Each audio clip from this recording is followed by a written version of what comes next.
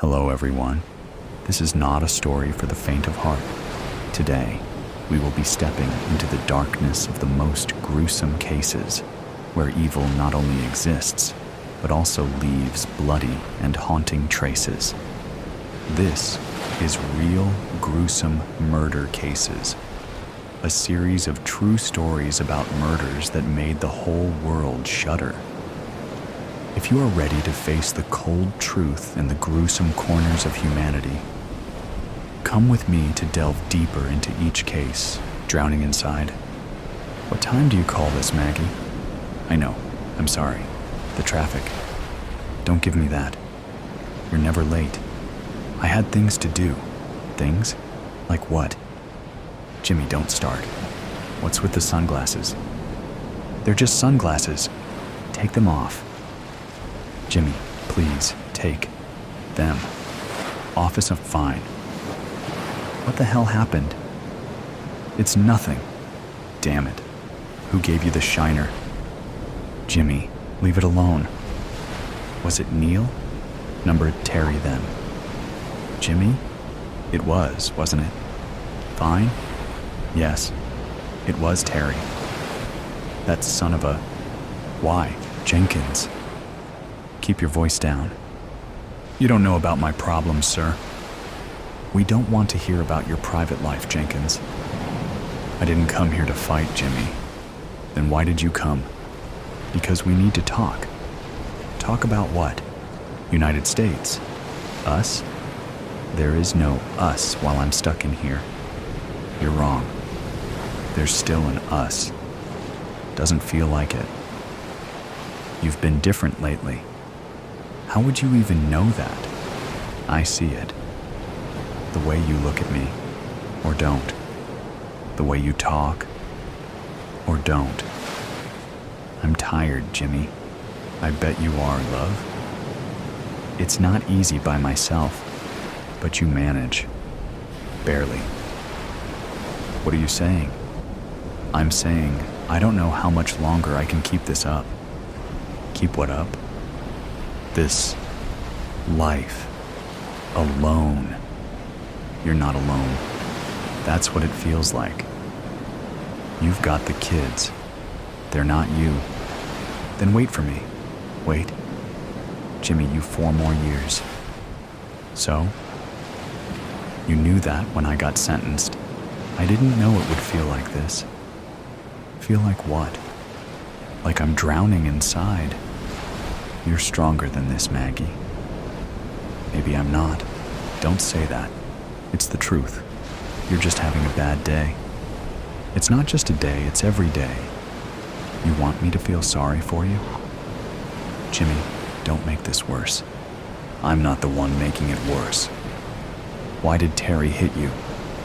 He thought I was cheating on you. Cheating? With Neil? That's what he said. Are you kidding me? I didn't do anything, Jimmy. And Terry thought it was okay to hit you over a rumor? It's not just that. Then what is it? I don't know. Maybe he thinks I owe him. Owe him? For what? For keeping an eye out for me and the kids. That's rich, coming from that piece of... Jenkins, I'm warning you. Stay out of this, sir. I see your sort every day, Jenkins, and hear how doing time affects families. You don't know nothing about me and my brood, boss. Yes, but I know how kids drift with absent fathers. When I want your opinion, I'll ask for it. Touch a nerve, did I, Jenkins? Jimmy, stop. He's not wrong. What? Bernie's angry. Linda's angry.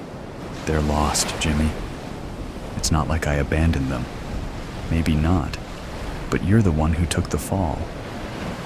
I didn't want you and the kids dragged into it. I can't do this on my own anymore. Maggie, don't. Don't what? Tell you the truth? Neil and Terry were supposed to have my back. Instead, they're wrecking my family. You wrecked it, Jimmy, when you got caught. Again. You think I wanted that post office job to go sideways? It didn't just go sideways, it exploded. I was the one who got burned, Maggie, and the rest of us didn't. I did it for you. You always say that. I mean it. And what about Linda? What about her?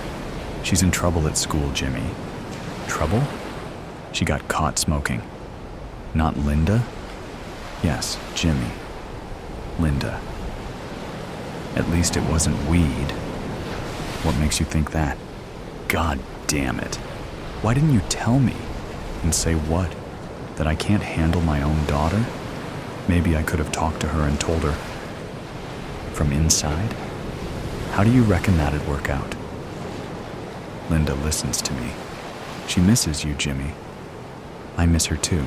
She's angry. At me. At the world. Linda feels abandoned. But I haven't forgotten about her. She doesn't see it that way. What am I supposed to do, Maggie? Maybe you should have thought about that before taking on another job. I didn't plan for things to go wrong, but they always do. This was supposed to be my last job. That's what you said last time. I mean it this time. Linda doesn't believe in you anymore. Don't say that. It's true. She was a daddy's girl, and now she's street smart, and now she's fallen in with a bad crowd. I hate missing her grow up. Then why do you keep ending up in here? I don't know. Yes, you do. It's the life, Maggie. Then change it. You know it's not easy. It's easier than losing your family. You make it sound so simple, Maggie. I'm serious, Jimmy. It's your choice. You're giving up on us? I'll survive. Without me, without Neil, without Terry, without all of this. Give me a chance. I'll fix it. I don't think you can. I can. I will. Jimmy. Maggie, I swear to you, I'll get out and I'll make it right. How? I'll get out of the life. For you. For Linda. I've heard it all before. This time I mean it. You better, Jimmy. Maggie? There's something else, isn't there? What do you mean? The bruise, the sunglasses? You've been crying. There's more. It's Bernie. Bernie's tough. He'll be fine. He wasn't fine last night when he crashed his motorbike. What happened? He's in the West Middlesex. Why didn't you tell me sooner? You've enough to worry about. But he's my son, Maggie. Your son? He barely talks about you. What do you mean, he? You two never got along. That's not true. It is, Jimmy. He's angry, just like Linda. Is he going to be all right? The doctors think so. What happened? He saw the bruise. He got angry. Went out on his bike to blow off steam and lost control. Because of Terry? Because of everything, Jimmy. Maggie, Don't. Just stop. I'll make it right. You keep saying that. I mean it. Then prove it. Time's up, people. Let's be having you. Maggie, please, don't give up on us. You know I can't promise that. You can't leave me now. Goodbye, Jimmy. I'll change. We'll see. Better fires. Dear Jay, I lit the mailbox on fire when I saw you kissing Em. Others told me that when feeling too much, one might hurt oneself. There might be cuts along the arm or starvation. I had no inclination toward self-harm. From a very young age, I understood that the world does enough to you. Why do any more to yourself? I saw you kissing Em behind the cafetorium, and I ran all 7 blocks home. On the way, I saw the Gozer's blue mailbox, and I knew it had to burn. 1 match around the base, and it went up quickly along with whatever mail was inside of it. The red flag was up, and I did it anyway. Later that night, I attended a slumber party and started the rumor that you had done it, that I often saw you lighting ants on fire with a magnifying glass as though that was a natural origin for someone who would eventually begin setting better fires. Some of the girls believed me. Some didn't care. One told me that you kissed her after her shift at Pizza Grace, and your mouth tasted like a fountain drink. I watched her after she fell asleep. I visualized her waking up to find her hair on fire, but I didn't do it. I didn't want to hurt anyone, not even you. When I asked you to the dance, you told me that you'd already agreed to go with G, even though that was a lie. I knew it was a lie, because I knew enough about you by then. When you lied, your left eyebrow would twitch. Maybe it still does. Do you still lie? Would you tell me if you did? I told you that I understood and wished you well. I knew that you were going to ask G as soon as I was out of sight. Then, if you changed your mind, you'd simply pick someone else to bring. What you were never going to do is show up with me. Not me. The girl who had to wear baggy tops to hide how much she developed between sophomore and junior year. Not me.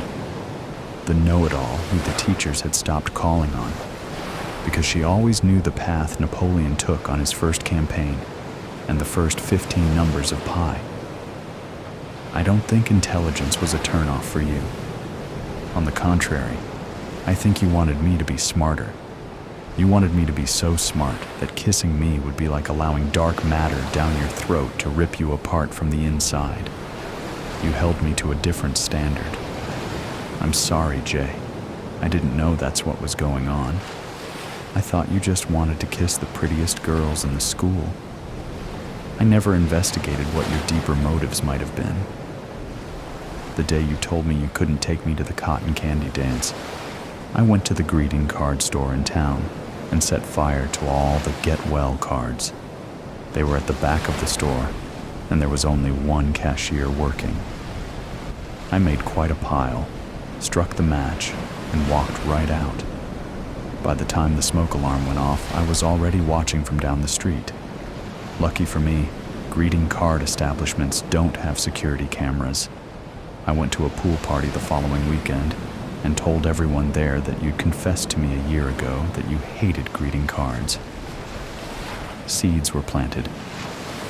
A freshman who was at the party told me that you'd been putting removable tattoos in her locker. Hearts with knives in them, and mermaids who refused to smile. She pulled down her bathing suit bottom and showed me where she'd placed one of the tattoos. It looked like Joan of Arc tied up and suffering her great punishment. I think you're right, she whispered to me in between bites of a burnt hamburger. I think he might be obsessed with fires. Why else would he give me this? The world will give you all the answers you want if you know exactly how to phrase the questions. On the way home from the pool party that day, I saw you in your front yard, mowing the lawn without a shirt on. I waved to you, and you waved back. You flexed for me, and then laughed. I saw a clean line of sweat going down your back to the gray t-shirt that was tucked into your red shorts. I wanted to cover myself in grass and let you run over me. It took me a moment to realize that my hand was still raised in a frozen greeting. You had stopped my time. You'd put me in a deep freeze. Only one thing could dissolve it. The day before graduation, I burned down the school. Part of me knew that eventually it would come to that. I'd used my allowance every week to buy kerosene, matches, bottles, rags, and any other accelerant I could find. The man at the hardware store questioned me about it early on, but I told him that teenage girls were using these types of things to help with our hormones. He seemed perplexed, but no man over 40 wants to know why teenage girls are doing any of the things they do. The next time I came in, he'd set aside some paint thinner for me. It was on sale, 2 for 1. That's what I used in the second floor bathrooms. There was no commencement that year, no caps, no gowns. The only thing thrown up in the air was the spray of a fireman's hose. Students gathered around the periphery of the school. Some cried. I held my homeroom teacher as she asked why anyone would do something like this. I knew that the two of you were writing inappropriate notes to each other between periods. She must have justified it by telling herself that you were mature for your age. And maybe she was right. I try not to condemn anyone if I can help it. The worst condemnation of all has already occurred. The day of the school fire was also the day of the harvest. Everything I'd put into the ground was ready to be reaped. Rumors about your love of starting fires were too widespread to ignore, even though, in many ways, you were the town's favorite son. Your father had been the star linebacker for the football team back when he was in school. Your mother was valedictorian. You were going to do great things, and you were going to go far, and you were going to kiss every girl you wanted to kiss, and never give me more than a wave or a flex of your muscles only to laugh at me for staring. All of that got burned up and turned to rubbish. You went to jail for the very first time. When you got out, you couldn't find a job. Your parents disowned you. You couldn't even find a woman gullible enough to take you in, because by then, you reeked of smoke. Soon, you were dealing drugs and holding up food marts and gas stations. I lost track of how often you were in and out of prison, but I know you're there now. And I'm sorry, Jay. I'm sorry for the part I played. I'm sorry for every match I struck. I'm sorry you didn't see that I could have learned more. I could have caught on faster. I could have bloomed had you only allowed me some light. When you get out, I plan to be waiting for you. I'll pick you up and you can come stay with me. You can mow my lawn. You don't have to give me anything, just the respect I was owed back when we were children. Back when you thought a little cold water would put me out. You never knew that I was electric, did you, Jay? You never tasted my grease. You never thought to smother me. A little cold water. What was that going to do? I'll be standing at the gates when they release you. I'll bring the cigarettes you like. I'll light the first one. Then, I want a kiss. A nice, long kiss. I want to taste the emission. I want you to fill me up with smoke until I feel as though I'm never going to breathe again, son of Satan. I awoke to a bright light streaming through a crack in one of the wooden boards I had put up in a paranoid, booze-infused haze. It was June, and the heat was stifling. My mouth was the kind of dry where your cheeks and lips stick to your teeth, the leftover taste of alcohol offensive. I sat up slowly, the usual nausea kicking in, my head pounding, room spinning. I looked down at my shaky hands, trying to steady myself as I half rolled off the couch. A sweaty silhouette of me left behind, my shirt stuck to me. I stumbled to the kitchen, only allowing one eye open to keep things in focus, my head down as I waited for the kettle to boil, impatient as the usual hangxiety kicked in. I knew my drinking was a problem, it always has been. But as I'm nearing 40 now, the mornings are becoming more unpleasant and unmanageable. But I know I'll never stop. I put 2 big scoops of coffee and boiling water into a mug, topping it off with a shot of vodka. I downed it and made another, willing the shakes to stop, my eyes blurry and stomach churning. I took the second mug back to the couch and turned on the TV, slowly coming back to life. My mind was quieter today, a numbness over the usual paranoia or anger that resides in me. Sometimes I think it's a darkness, straight from the pits of hell, the angel on one shoulder missing. As long as I could remember, I had been plagued with dark thoughts, a curse passed down from my abusive father. A life of isolation and self-sabotage, sending me spiraling further into this abyss over the years. Some days, I think I can snap out of it or have a small voice telling me I need help and that maybe there's still hope for me. But this had just become a way of life for me now, my norm. I had come to accept it. Alcohol and Netflix were my only friends. I sustained an easy work-from-home job that only stole a few hours each day. My manager didn't bother me, and I didn't bother him. He didn't care as long as I hit the numbers, which I always did. It didn't pay much, but kept a roof over my head and supplied my vices. I flicked straight to the news channel like I did every day. There had been a string of murders in the city, and now they were saying, there is a pattern suggesting that it's the work of serial killer. I shivered, watching as they wheeled a sixth victim in a body bag, a one-way trip to the morgue. My head pounded again. I swallowed some paracetamol with a swig of vodka, not taking my eyes off the TV. The killings had been brutal. I watched along each time with a morbid curiosity, like I was watching a fictional Netflix series about serial killers, almost forgetting that these were people living in the same city I am. All victims were female, early 20s, normally Good Samaritan types, people with a squeaky clean record who wouldn't have even stolen a pack of gum in their short life. Most were religious and attended church on a Sunday. I'd be safe, standing at 6 feet, fashioning a Jesus-length beard and enough petty crimes on my record to piss off anyone in law enforcement. The media were raving about the symbolism the killer left behind and had even given him a nickname, Son of Satan. It doesn't quite have the same ring as Jack the Ripper or the Zodiac Killer, but they were just scratching the surface of what he does and what he is capable of. This guy was different. According to reporters, he stalks his victims over the course of 6 days, leaving satanic symbolism in his midst.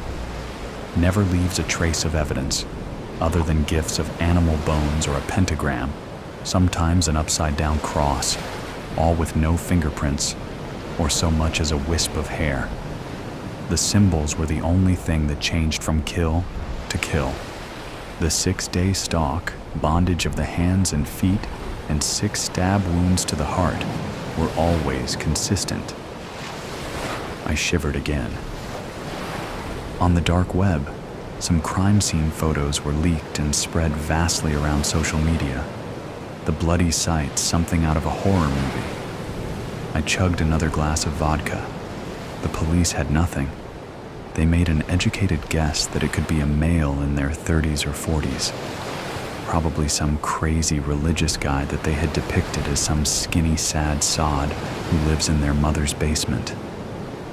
I rolled my eyes and half chuckled, a wheezy sound that made me cough.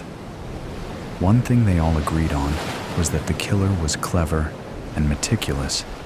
He taunted his victims and he taunted police, never leaving a trace. All they could do was warn people to be safe and on guard. If anyone experienced any stalking or hints that they were next, were to report to police straight away. Boy, are they not ready for the amount of calls they're about to receive. The fear the media have installed does half the job for the killer. I rolled my eyes again, pouring another glass, slightly amused by the stupidity of law enforcement and media. I turned it off and opened my laptop to get on with some work before heading out to the shop. The bills aren't going to pay themselves. Completing work in record time, I went to the bathroom and splashed cold water on my face, then finally brushed the rancid taste away, swallowing some toothpaste for good measure. I looked up at the disheveled guy staring back. Hair awry, bags hung heavy around my dark pinpoint-like eyes, the spit of my father. I inwardly groaned, my heart palpating slightly.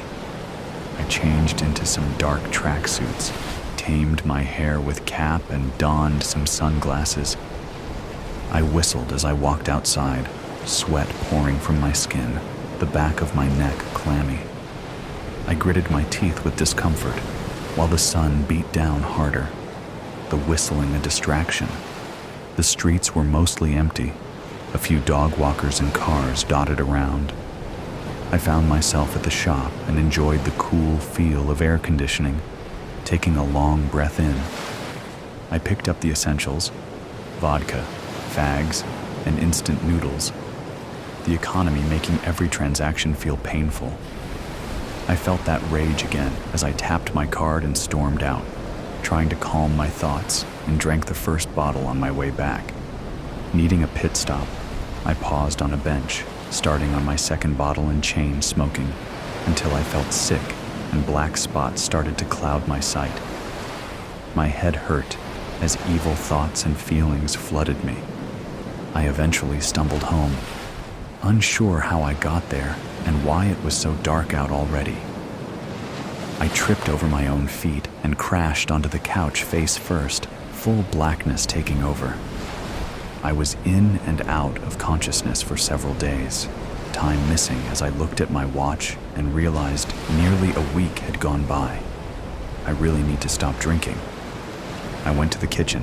Coffee, vodka, couch. The routine continued. I turned the TV on, and yet another murder had occurred, less than a mile from my home. Same pattern for the most part. I smirked and flicked to the next channel. Headline: Son of Satan breaks pattern. My eyebrows creased and my heart rate picked up. Killer stabs victim 6 times to the abdomen, left the house in disarray. Forensics have bagged new evidence. That couldn't be right. My father's voice boomed in my head. I switched to another channel. Son of Satan copycat killer. New information has come to light as detectives connect current killings with a string of murders with similar symbolism and pattern that happened 30 years ago in the countryside. Killer was never found. The voice boomed louder. I ran to the bathroom to throw up and realized my clothes were soaked with blood. I fucked up. My father would be writhing in his grave. His idiot son carrying on his legacy gets caught because he can't handle his booze. I threw up again. Panic rose and I gripped my chest as I struggled to breathe, spots of lights in my vision. The room was closing in. I turned on the shower, holding onto the sink with one hand, ripping off my clothes with the other, before allowing the scalding hot water to wash away my sins. "I'm sorry," I screamed, the disappointment of my dead dad all too much. I sobbed on the floor of the shower, shame and guilt ripping me apart. Red and blue lights flashed past my window, snapping me awake, and I stood up, getting ready run, fight or flight kicking in. Bang, bang, bang! My front door rattled. Panic-stricken, I scrambled for my clothes and slipped, the alcohol haze wearing off. My head hurt as it hit the sink on my way down. I couldn't move. The room was spinning. A louder bang. Footsteps. I faded out, just another dead girl underwater. Trigger warning. Implications of death, violence, and sexual harassment. By the time the fisherman finds me, I will have been dead for 33 hours, 6 minutes, and 29 seconds. 18 hours since the police declared me missing. 15 hours since Zoe told my biology teacher that my tent was empty, that I hadn't returned from the party we'd snuck out to the night before. Careful, quiet, every twig a possible snitch. It was exhilarating, our hearts pounding, the smell of pine and seaweed thick in the air, and the moon a perfectly curved sickle. Zoe held my sweaty hand and didn't let go until we'd passed the tents and joined the others by the lake. The music on someone's phone was turned down just low enough for us to make out Billie Eilish's raspy voice. One of the guys offered us a beer, kept cool in the pitch-black lurking water. I remember thinking I couldn't tell where the lake ended and the forest began. The first article published by a local newspaper reads, "Promising high school student missing after night swim in lake." Shortly after, The water rescue service and fire brigade take over the search. Dogs comb the area, their noses trailing through the damp earth. A human chain forms, people moving slowly through the woods, eyes scanning for any sign of me. Even a helicopter hovers overhead, its whirring blades slicing through the heavy, charged air. The search drags on for hours, stretching into the twilight, yet the woods remain silent. The police begin to ask questions. When was she last seen? What was she wearing? Had she been drinking? Did she seem out of character? Angry? Sad? Suicidal? No, and no. She was singing. She was dancing. She seemed happy. When the fisherman finds my body, miles away from where I was last seen, certainty sets in. The autopsy reveals a hematoma on my head and purple spots behind my ears. The coroners examine the water in my lungs and confirm that I wasn't dead before entering the water. I died by drowning. My classmates are questioned again. Zoe claims to have left early, while I stayed behind with her twin brother, Tom, who has been in love with me since middle school. Tom's behavior strikes the police as odd. He insists he barely spoke to me, despite people seeing us leave the party together for a few minutes. When my body is examined, traces of Tom's skin are found on my clothes, trapped between the fabric layers. Still, Tom sticks to his story, perhaps because the truth would embarrass him for some reason. Or maybe he's just afraid of the questions that would follow and the scrutiny that might come with them. Tom is right, in the broadest sense. We really only exchanged 3 or 4 sentences that night, but only because Tom's mouth was otherwise occupied with me. I had enjoyed every second of it, and looking back, I wish I'd given him a real chance. But I was too worried about what other people might think. So, as usual, I brushed him off, leaving him to walk away from the party feeling hurt. Cassandra insists she heard Zoe and me arguing that night, just before Zoe headed back to the campsite. According to her, we were fighting over Tom. Of course she would say that. What else would 2 girls argue about if not a boy? Cassandra even claims that Zoe pushed me, though Zoe denies it vehemently. She denies discussing Tom at all, insisting it was about something else, something that wouldn't come to light until much later, when our biology teacher became a suspect. But Cassandra holds firm to her version. The thing about Cassandra is that she's always been a shadow, the kind of girl whose name teachers forget after 2 weeks of spring break. Kelly, Cindy, Carrie, something with a C though, right? So, when she finally gets the chance to talk to the police and be part of the investigation, she jumps at it. Unfortunately, Cassandra isn't much help to the investigators. She leaves the party at 2 a.m., just 40 minutes before I die, leaving me alone with a group of guys who've brought along some tranquilizers. Sitting next to them felt like being stuck in a fever dream, where Jacques Derrida explains quantum physics at a frat party. At some point, I decided it was time to head back. One of the guys casually asked if I needed someone to walk with me, and I said yes, but no one moved. I glanced back, the campsite faintly visible through the cold white light filtering through the pines. It was only a few meters away, just beyond the trees. I'd walked this path for days, never once feeling threatened by the shadows in the bushes.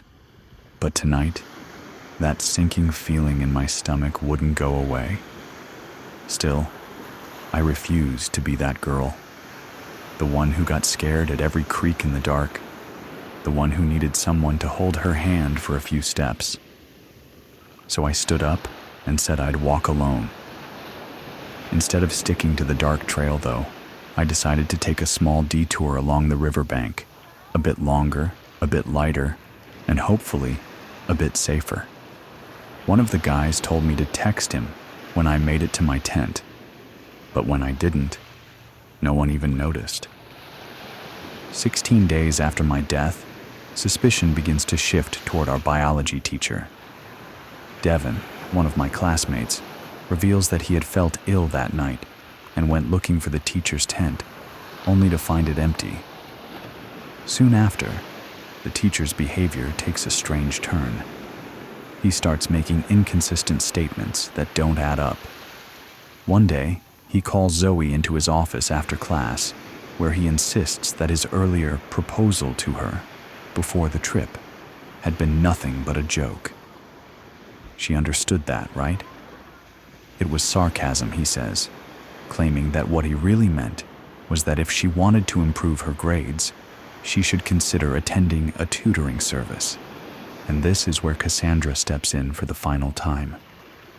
She confesses that she visited our biology teacher after the party and that they went to the boathouse where, according to her, nothing bad happened. He was just there for me. The biology teacher is immediately suspended, but the case against him has nothing to do with mine, as Cassandra's alibi clears him. Meanwhile, the suspicions surrounding Zoe and Tom are too weak to pursue. My case remains unsolved, and eventually people begin to accept the idea that it was just a tragic accident, that I must have hit my head when I jumped into the water. They agree that I seemed unhappy, not just that night, but in general, and that my relationship with my parents, who expected me to excel in everything, was strained. Perhaps the pressure had finally got to her. It's all unsatisfying, of course. Unsatisfying for the local magazine, whose updates eventually dry up. Unsatisfying for the police, left with yet another unsolved case on their desk.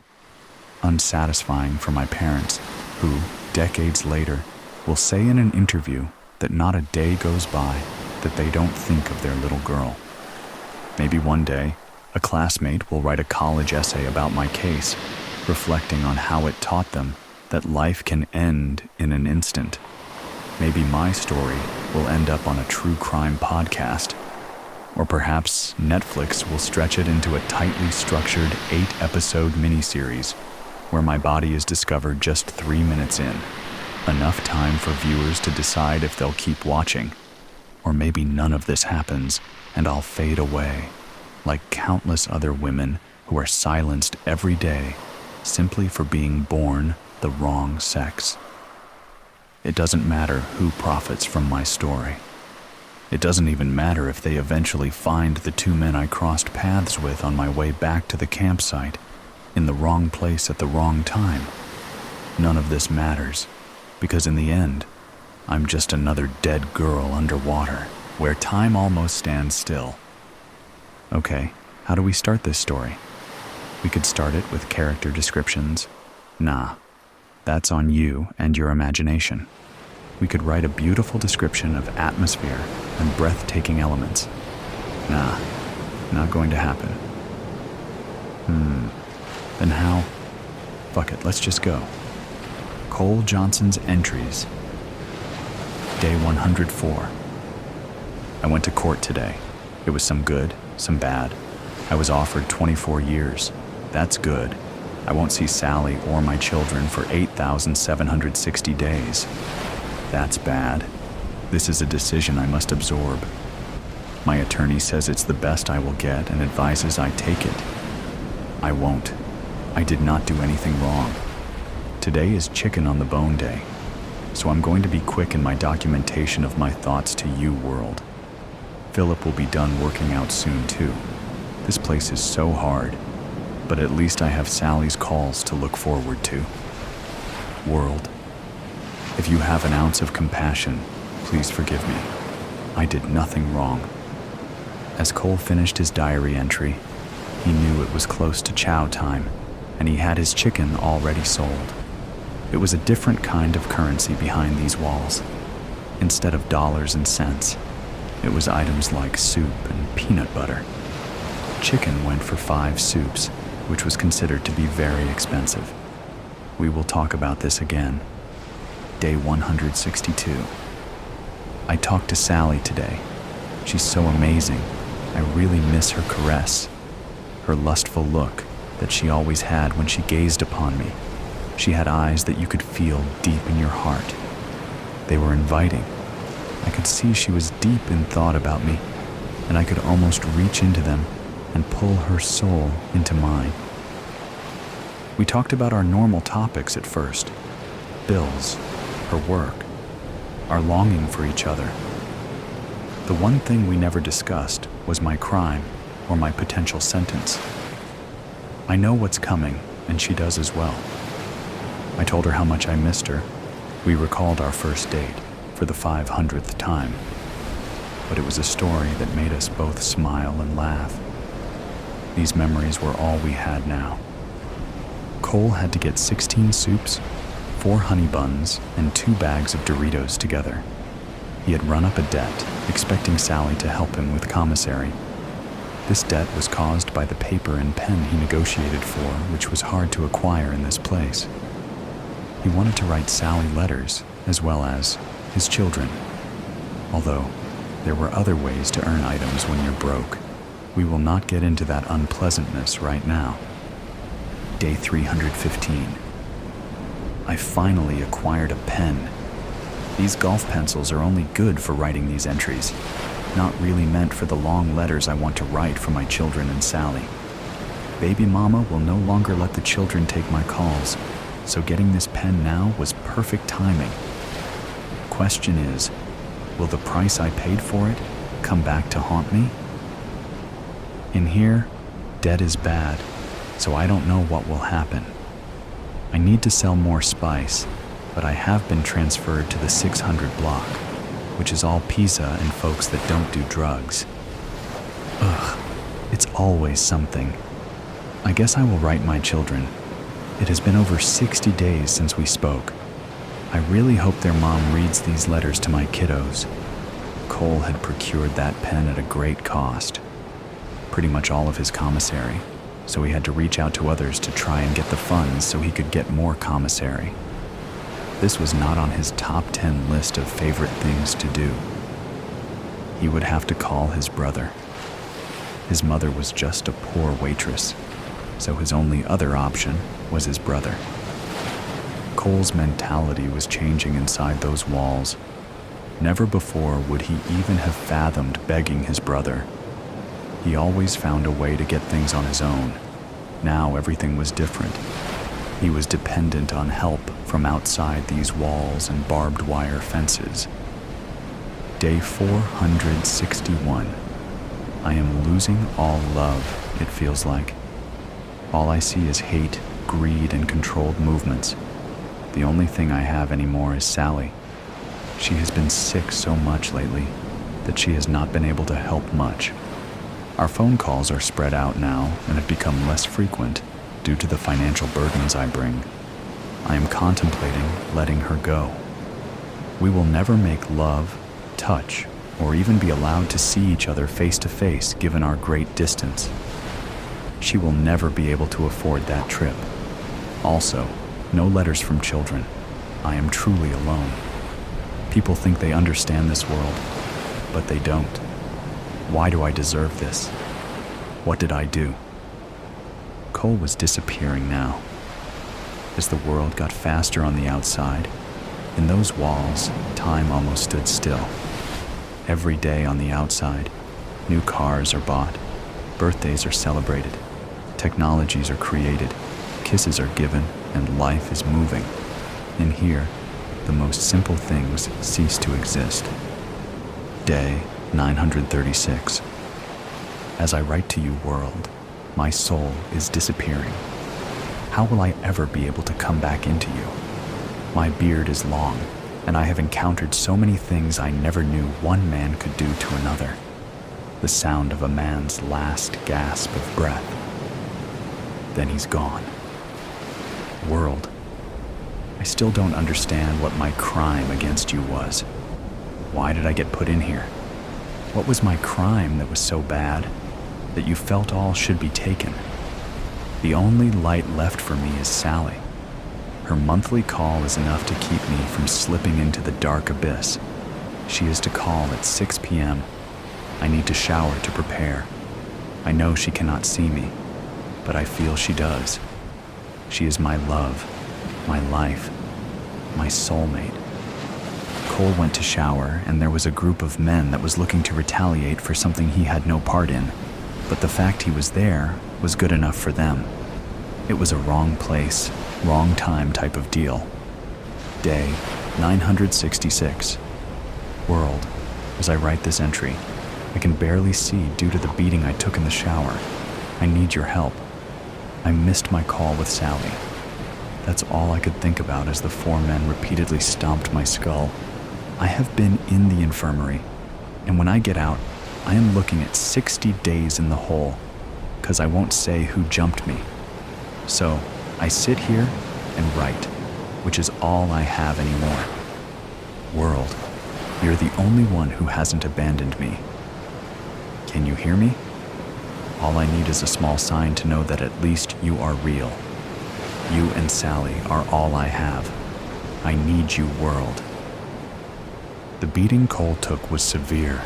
It fractured his skull, broke 9 ribs, and put him in the infirmary for 30 days. Due to his silence, he was going to be put in isolation for 60 days. In here, someone always has to pay. However, the whole was a lighter sentence than talking. Talking would have meant his life. Day 1027. I'm back. My wounds are better. I'm still sore, but I'm better. I will never regain the teeth that I lost. Now, every day when I look into the mirror, reflective film, taped to the wall, I get reminded of that missed phone call. I tried all day to call Sally collect, but it was not accepted. She probably found someone else. It's for the best.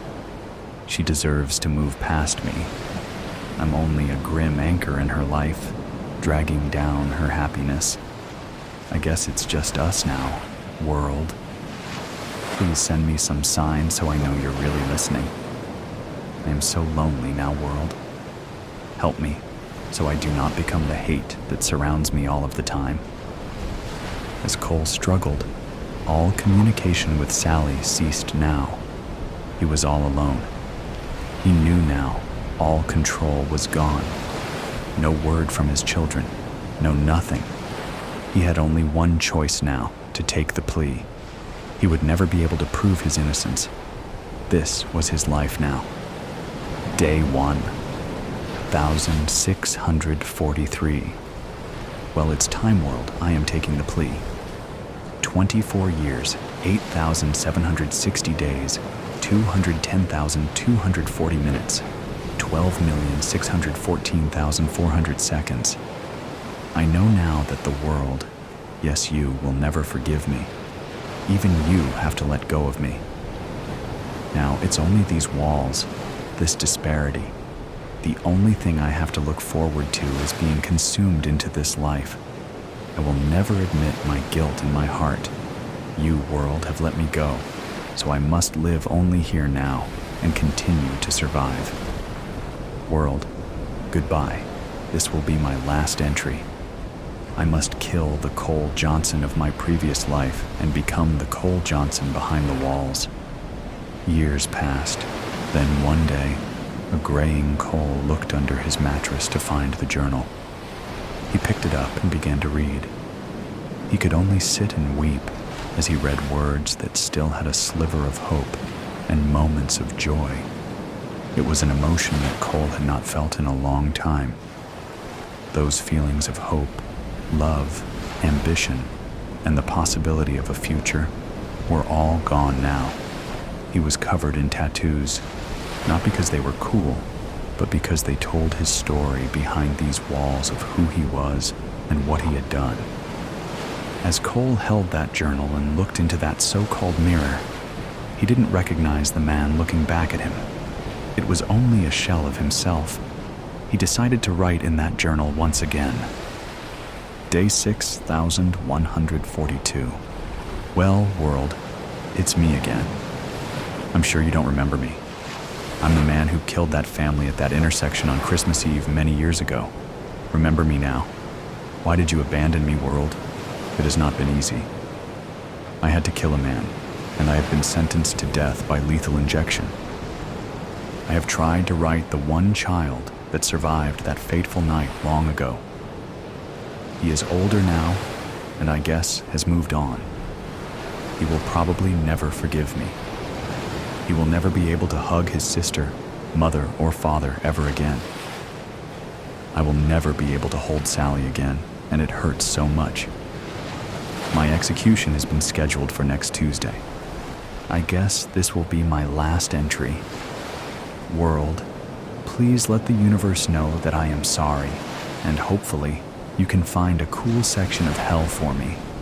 If I could only see my love just one more time, hug my children one last time. I know now that's not possible. I hope Johnny and Allison have forgiven me and had the life they deserve and are happy. As Cole prepared to be sent into the universe, a correctional officer came into his cell to give him his last meal. He also handed him a letter. Cole stood, hoping it was a farewell from his children, or maybe even Sally. As he looked at the envelope, and he was terrified to open it. He had not seen or felt for so long, and as he began to open it, the guard told him, "We found this letter in your property, Cole. We do not know why it was overlooked, and we all thought you deserved to have it." The correctional officer left, and as Cole opened it, he noticed it was old like him. It was from Sally. It read, "My dearest Cole, I know by the time you read this I will be gone. It turned out the reason I have been so sick lately was because of the aggressive cancer inside of me. The doctors have given me only weeks to live. I am so sorry, baby. I cannot stop it. I want to tell you how much I love you. I know someday we will be together in the stars. My love, I hope this letter finds you with compassion, not fear. Everything will be okay, Cole. Even in death, I will not let go of you. I will always watch over you, my Cole. Please forgive me for leaving you. I love you so much. The doctors are coming. If I am able, I will write you again as soon as possible. Love your soulmates, Sally." All Cole could do was fall to his knees. She was always with him. He thought he was talking to the world, but it was his Sally all along. Trial by egotism. The Honorable Judge Harold Brybar strode to the bench, bearing a coy smile. The court knew that smile well, as did millions watching on view screens all over Mars, as did tens of millions back on Earth who wouldn't get the feed for another hour or so. They also knew the arch of his thick gray eyebrows, the well-trimmed salt and pepper hair he'd gracefully let recede, the petite spectacles he wore when reading, and the mild way he cleared his throat to bring the whole courtroom to attention. In offense to all known theories of jurisprudence, Judge Harold Brybar was a celebrity judge, and there was nothing anyone could do about it. As Brybar sat down, he produced his legendary gavel from the folds of his cloak. It was the gavel that had sent General Sabrina Gallo to the slammer. It was the gavel that had brought justice to the ungrateful eight. It was the gavel that had, so mournfully, let the Scarlet Assassin walk on a series of technicalities. Years ago, a rookie reporter dubbed it the cinematic hammer of justice, and the moniker stuck, though Brybar only laughed and shook his head ruefully when asked about the moniker. Chekhov would have surely side-eyed this fabled instrument of law and order. "This should be the final day of the trial," Judge Brybar said after customarily clearing his throat. "If Miss Toddle's statement runs long, we'll cut for lunch at 11. How long do you think you'll go?" He flashed a smile at the defendant. "An hour should do it." Marissa Tottle flashed a smile right back between lips stained dark red. She came to court in a maroon pantsuit with a long matching jacket that almost reached the ground, and dark lipstick and fingernail polish to match. Stylish, but, for her, understated. Earlier in the trial, she'd favored brighter colors, including a pastel blue skirt that drew immense attention, much of it mockery in the press. She'd been on trial for previous burglaries and had proven as much a celebrity as the judge overseeing her case. That she'd taken to defending herself only heightened the circus atmosphere. You couldn't wish for a more theatrical combination of defendant and judge. "Excellent," the judge said. "That would mean the jury can deliberate over lunch. A smooth-running ship at last." The assembled audience, standing room only, laughed nervously, revealing how much tension the courtroom held. In theory, Towtle should be guilty as a Labrador by a demolished birthday cake. She'd been caught red-handed in the most elaborate and movie-like theft in the history of the planet after all. But many speculated Towtle had a trick or two up her sleeve. Gambling websites gave her a 15% chance of acquittal, and even a 5% chance of escape. The third prime participant in this drama feels ordinary by comparison. Veronica Brief charted a conventional path as she rose through the prosecutorial ranks. Top grades, hard work, schmoozing, ambition, and a photographic memory. There's little reason to elaborate on her story. Veronica had aimed for calm, efficient, and professional as her persona. She let Marissa and Judge Brybar provide the entertainment. The stately prosecutor drew little mention in the tabloids despite overseeing the case of the millennium. And she'd presented a good case, which was easy in one sense because of how strong the evidence was. Someone had stolen the twin pins of Mars, diamond-encrusted spikes that ceremonially finished the oxygen dome of the first Martian city. Marissa Towtle was a known high-stakes burglar and ex-con.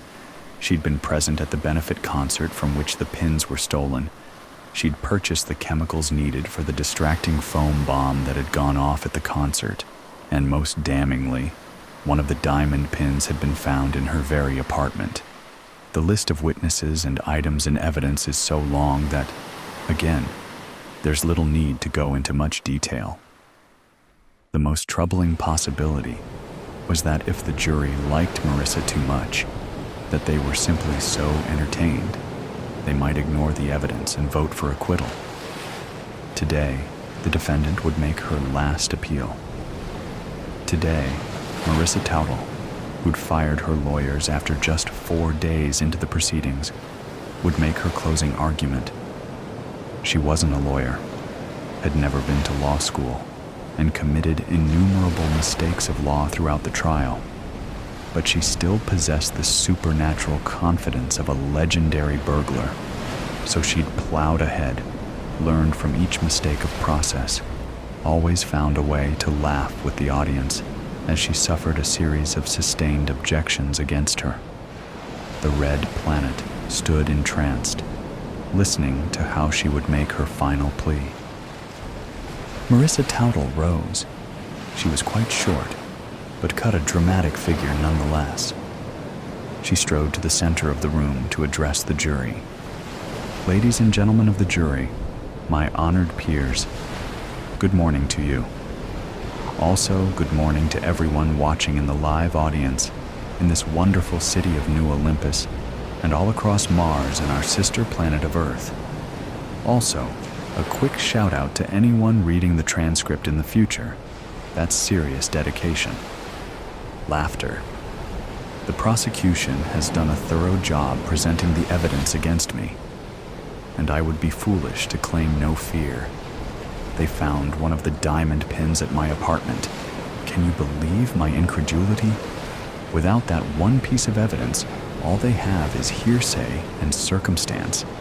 And who hasn't been hurt by hearsay and circumstance? I was sorely mistreated on the day they overturned my home. Veronica had decided early in the trial not to be surprised by anything Marissa said. Here she was, starting her final defense by bringing up the single strongest piece of evidence against her, submerging it in a strange cocktail of jokes and grievances.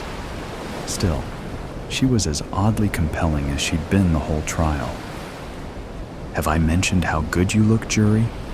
The fall weather has really brought out your fashion sense. Such lovely browns and greens. I'm going to miss you all when this trial is finally over. And soon it will be over, won't it? Oh, I don't know if this is legal. Is it legal to compliment and reminisce with the jury? It is, if there's no objection from the prosecution. This was the judge, now looking in Veronica's direction with a raised eyebrow. All around the court, Veronica felt all eyes suddenly on her. And it was true. She could object for relevance or ingratiation, which Mars had added to the legal code 50 years ago. No objection, Veronica said after a pause worthy of a sitcom, to titters and laughter from the audience. She hadn't intended to object at all, no matter how wild the defendant got. It's considered poor form to object during closing arguments, unless the faults are egregious. Plus, ordinary folks see through flattery and immaterial wanderings most of the time, and that should be especially so in this case. Marissa wasn't just on trial for grand theft, but also for assault. When she'd set off the foam bomb at the dedication ceremony, 3 people had been injured, and many dozens more might have been. These charges alone could add up to decades behind bars. A jury might excuse burglary if they liked a defendant, but harming innocent spectators? No way, Veronica thought. Marissa had avoided lengthy prison sentences from previous burglaries through clever negotiating, and because she'd always been careful to avoid violence. Now she might be mere hours from a lifetime in prison. How was she so calm? At this point, Marissa had moved on to a PowerPoint presentation with a selection of quotes projected onto the large screen across from the jury, with certain words highlighted for effect.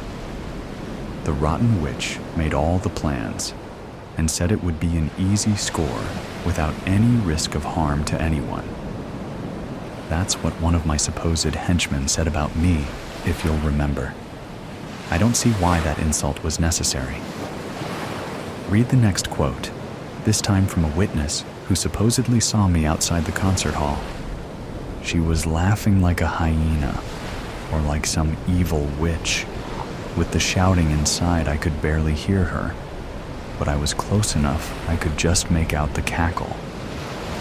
I could read each and every one of these quotes, each more demeaning than the last, but you can look over the full list if you've got the stomach for it.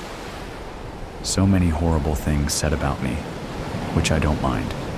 I can accept taunts and jeers. But it is certainly interesting that so many of these witnesses couldn't help but include spiteful, disparaging remarks. And you'll notice how many bring out the W word. It almost feels like they were coordinating their testimony somehow. Veronica caught a glimpse of the jury.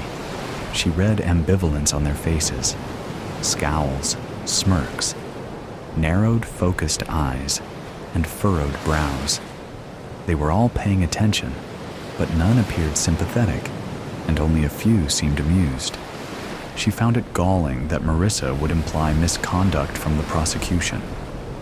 Early in the legal process, Marissa had tried to trade the location of the second diamond pin for legal protection, which Veronica would never have agreed to.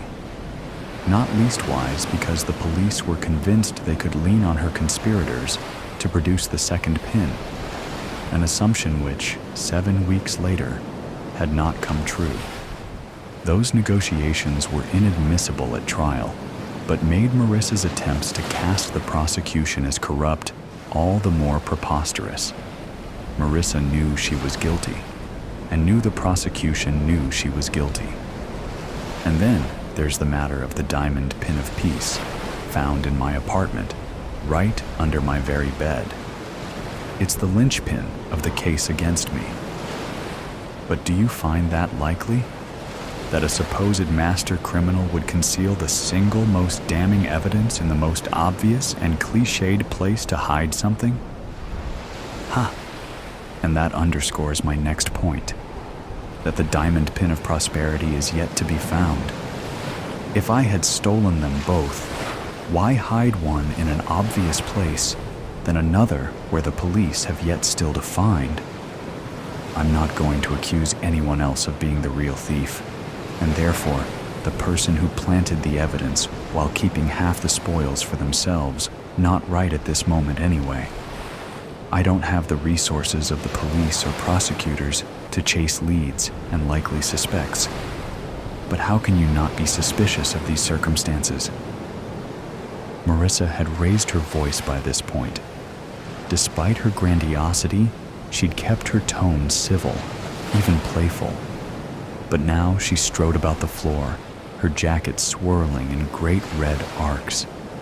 She turned to the prosecution table and approached Veronica, though even with her heels, she stood barely a few inches taller than her adversary, sitting up straight. Marissa leaned over the table between them. Veronica held her gaze in as steely a manner as she could muster. She wasn't intimidated, but feared smiling at this bit of theatrics, which might send the wrong message to the jury. They've stacked things so thoroughly against me. A huge team of cops and prosecutors, all working to dig up evidence. 3 of my friends called to testify against me. Hundreds of hours of security video. Reams of texts stolen from my phone. All this effort searching for any slip-up, inconsistency, or wrong place, wrong time circumstance. And in the end, their whole case rests on a single, dubious discovery. Marissa whirled on Veronica, her jacket cape swirling like a tornado. She approached the judge, held his eye contact for many moments. Veronica couldn't read her face with her back turned, but Judge Brybar's eyes narrowed, turning from amused to suspicious to worried. Only then did worry enter Veronica's own mind. Could Marissa really have a grand plan to turn the trial on its head, or even to escape? Everyone in this courtroom stands against me. I've been fighting every official and advocate aligned for a single purpose. These whole 7 weeks I've fought. She stood right before the judge now, a dark red fingernail pointed but a meter from his face. Control yourself, the judge warned, his voice steady. Marissa slowly retreated her hand to her chest, but kept the finger out. Then she approached still further and placed her hands on the edge of the bench. Judge Brybar screwed his face up in an apoplectic grimace. I kindly ask you to back away, the judge said with barely concealed rage. And Marissa did so. She turned slowly, her jacket an eddy rather than a hurricane. The whole audience appeared to exhale at this drawdown in tension. The calm wouldn't last. The true thief, the true mastermind, is in this courtroom right now.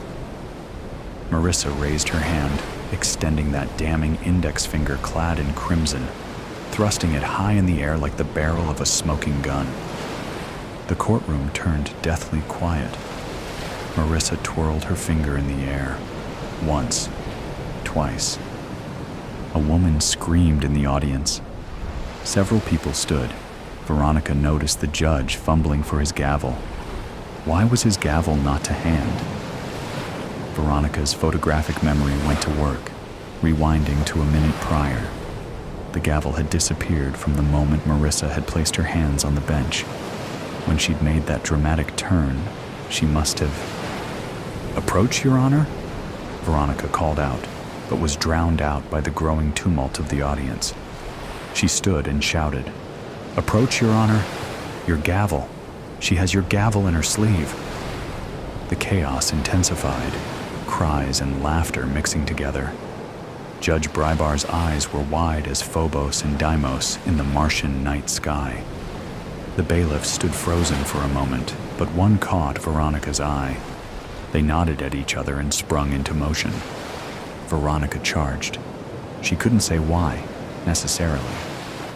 But the thought entered her mind that perhaps this was a grand distraction to allow Marissa some clever escape, and that was just too much of an affront to the seasoned prosecutor. It was a breach of decorum to get involved in bailiff duties, but Veronica had been a track athlete in college and had taken basic police training, and there was so much energy in the courtroom.